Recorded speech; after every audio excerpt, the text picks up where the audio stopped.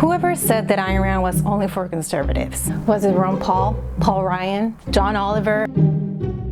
Today we are going to talk about Ayn Rand's appeal across the political spectrum, and I will show you why Ayn Rand has a lot to offer to those on the left. So, should liberals give Ayn Rand a chance? Well, believe it or not, Ayn Rand stood up for a few issues that are usually associated with the left. For instance, she was pro-choice, she was pro-immigration, she was against racism, and she believed drugs should be legal, even though she didn't necessarily think drugs were good. Now, before we discuss this some more, I just want to say that just because these issues are more often associated with the left, that doesn't mean that people on the right don't care about it, or that everybody on the right is racist. Of course not. I'm just going by stereotypes here for simplicity's sake. In fact, I actually think that the amount of people on the right that are racist is a minority, not a majority. Anyways, back to the four key issues. Let's go over it one by one. Immigration. Ayn Rand was pro-immigration, not only because she came to the United States to escape communist Russia, but also because it is consistent with her philosophy of objectivism. She believed that in order to pursue your self-interest, you should be able to move across borders freely, and it wouldn't affect the ability of those people already living in the country you want to move to pursue their own self-interest. Here's what she said on the subject. That's a very brief quote.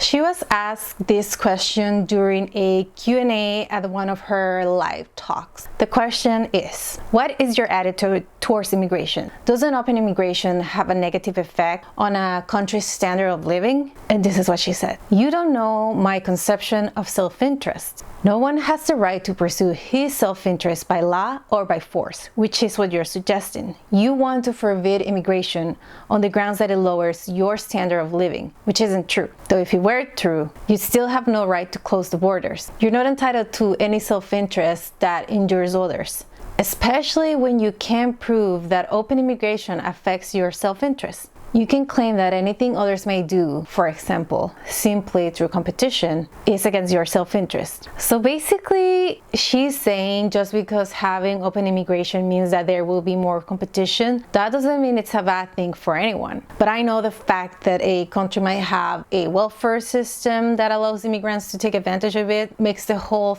immigration thing, slightly more complicated. But in principle, yes, Ayn Rand's philosophy agrees with open immigration. The next issue is racism. Ayn Rand wrote a lot about this subject. She believed that individuals should be judged by their actions and not by their physical characteristics or their place of origin. Here's an excerpt of her essay, Racism. Racism claims that the content of a man's mind, not his cognitive apparatus, but its content, it's inherited. That a man's convictions, values, and character are determined before he is born by physical factors beyond his control. This is the caveman's version of the doctrine of innate ideas or of inherited knowledge, which has been thoroughly refuted by philosophy and science. Racism is a doctrine of, by, and for brutes. And this is from her essay Racism, which can be found in The Virtue of Selfishness.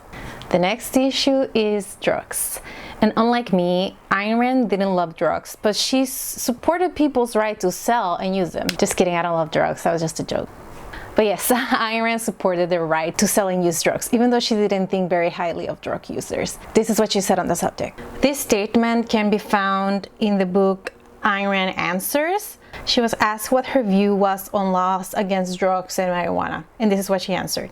I do not approve of any government controls over consumption, so all restrictions on drugs should be removed, except of course on the sale to minors. The government has no rights to tell an adult what to do with his own health and life. That places a much greater moral responsibility on the individual. But adults should be free to kill themselves in any way they want. What?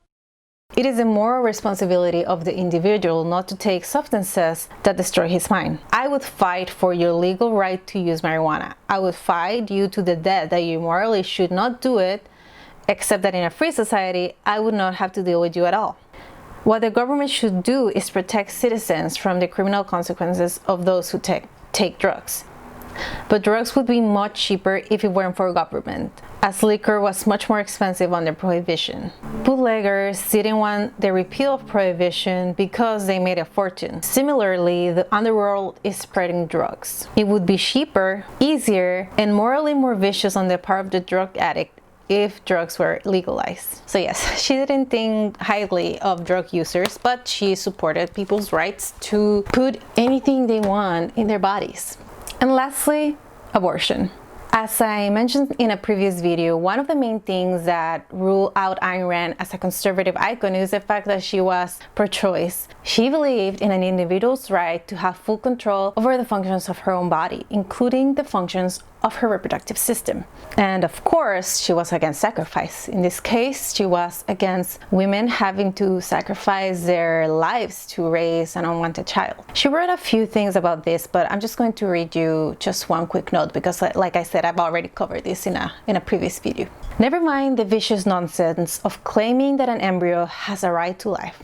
A piece of protoplasm has no rights and no life in the human sense of the term. One may argue about the later stage of a pregnancy, but the essential issue concerns only the first 3 months. To equate a potential with an actual is vicious. To advocate the sacrifice of the latter to the former is unspeakable. And this is from her essay, A Last Survey, that can be found in the Ayn Rand letter.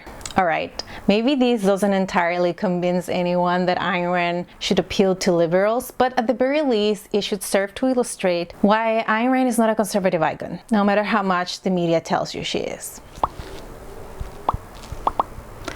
But yes, you don't have to be into philosophy to read Ayn Rand's novels. There are a lot of liberal people who love her novels but disagree with her philosophy. Just like objectivists can be into shows like Game of Thrones or movies like Harry Potter, even though objectivists don't believe in magic or mystical things, and they disapprove of authoritarian rulers. That doesn't mean they can enjoy the show for the story's sake. Anyway, I probably overlooked other things more often associated with liberals that Ayn Rand supported, but it's fine. If you think of them, let me know. Alright, that was it for this video. There will be another video next week, so stay tuned. Thank you for watching.